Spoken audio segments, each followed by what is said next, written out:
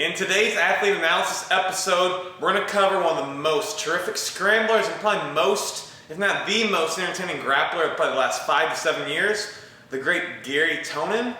And going to be a little less actual physical movement involved with this. I will show a few exercises, but some really more few anecdotes on Garry as a whole. So we know Garry is just the wild scrambler, obviously highly technical, but he creates a lot of scrambles in his game by giving up. Like, he gives up a lot of positions, which is part of the reason why he thrives in a lot of EBI rule sets, because points do not matter.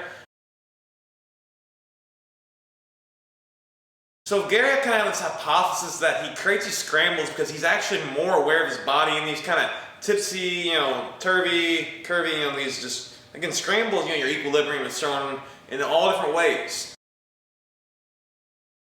And Garry is a tinkerer of his body.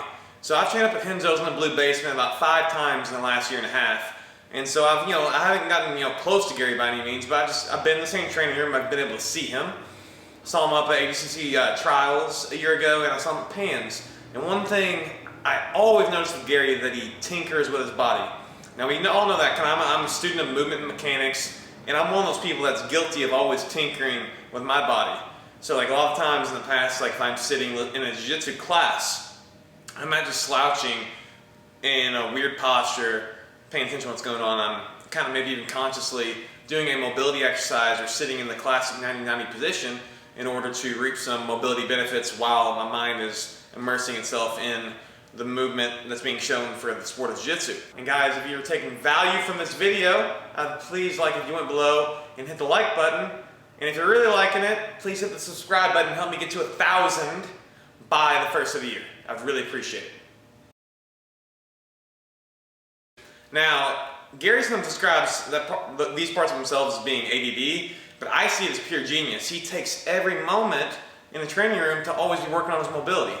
There was a time at Henzo's when he had this big, long wooden dowel, okay? I didn't know if he had a pre-existing shoulder injury or not. But he was taking the dowel and he was just constantly, when he was on the side, he's doing a bunch of different shoulder mobility exercises, moving it around differently. And I think he's just always tinkering and he's becoming more acquainted with his body, more acquainted with his range of motion, to where whenever he's in the jiu-jitsu world in which you're being flipped, you're sideways, you're in all these different weird positions, he has that neuromuscular connection to fall back on. So I think in these scramble situations, Garry almost sees everything in a slower frame per second, almost like things are on slow motion, where he's actually able to register more frames per second because he has more body awareness. There was another time after Danaher's noon class where Garry he had his phone, and we're going to let people left on the mats. I was doing some cool down stretching. But Garry was over on the side, had his phone in hand, and he was doing some form of kata or form that kind of reminded me of some just fundamental martial arts like Taekwondo or karate. And it had some backstepping motions, but he was really getting these, a flow with it. There was obviously some form of a repetitive nature to it. But what I noticed was his eyes weren't here, okay? And this is where I think Garry's genius is his ability to visualize and see technique, to see movement, to coordinate movement, to feel movement.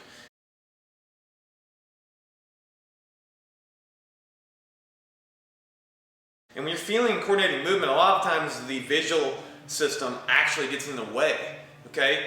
A movement is all feel, it's all neuromuscular connection. Obviously your eyes allow you to orient in space, but I could tell Garry's eyes were visualizing something. He was in another world. He was completely gone from the rest of the room. And he'd go back and check his phone, obviously study the technique or whatever the movement was, and then go back and do it. So obviously Garry's super kinesthetic, meaning he is a visual learner. He's a feeling learner with how movement occurs. Now also, I'm not a Garry Tonon stalker or anything, but if I'm around these guys, I see these guys, I'm going to take note of what they do. And I noticed when he's at Pans this year, okay? He's on the side, and got this concrete floor. When I'm on that type of stuff, I'm okay, how can I always keep my body feeling good?